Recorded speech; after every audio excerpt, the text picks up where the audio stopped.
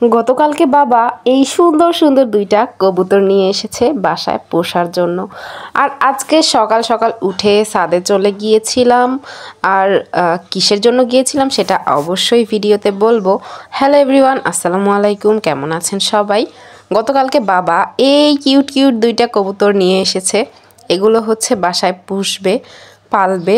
আসলে আমরা আগেও পালতাম, আমাদের অনেক পাখি ছিল আর কবুতর ছিল।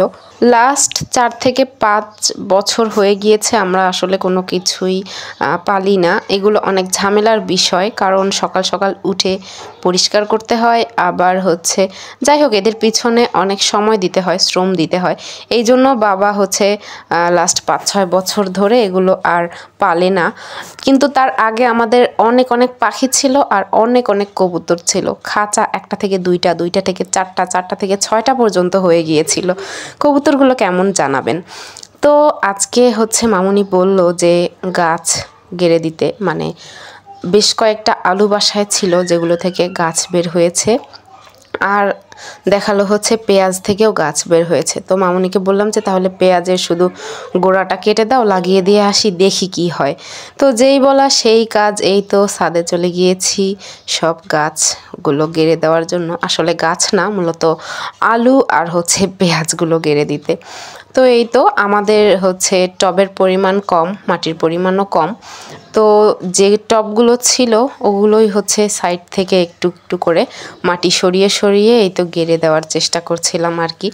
যেহেতু ভাড়া বাসায় থাকি, অনেক বেশি টব নেই, রাখিও না। এগুলো তোলাপাড়া নিয়ে যাওয়া এক জায়গায় থেকে আরেক জায়গায় অনেক বেশি কষ্টের একটা বিষয়। তো যাই হোক, যেটুকুই সম্ভব ওইটুকুই করেছি। আমি তো 2-4টা করলা গাছও লাগিয়েছিলাম।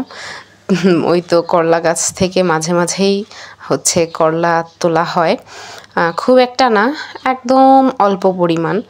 তো যাই হোক, এই তো এখানে আলুগুলো হচ্ছে গেড়ে দিলাম, আর সাথে পেঁয়াজ ছিল 2টা, ওইটাও গেড়ে দিলাম। জানি না এগুলো হবে কি না।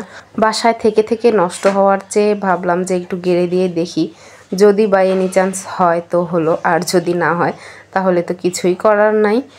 আর এগুলো গাড়তে গিয়ে যে কি পরিমাণ হচ্ছে আগাছা পরিষ্কার করতে হয়েছিল, আসলে অনেক অনেক আগাছা জন্মে গিয়েছিল, ছোট ছোট গাছ, এটা সেটা অনেক কিছু।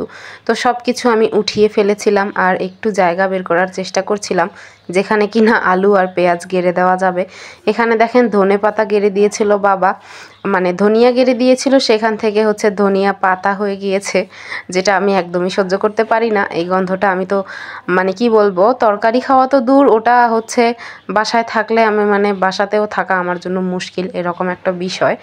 তো যাই হোক, এই তো আমি 2টা টবে হচ্ছে গেড়েছিলাম, এখন এইগুলো আসলে হয় কিনা সেটাই দেখার পালা। তো আজকের ভিডিওটা আমি এখানেই শেষ করছি। ভালো থাকবেন সবাই, আল্লাহ হাফেজ।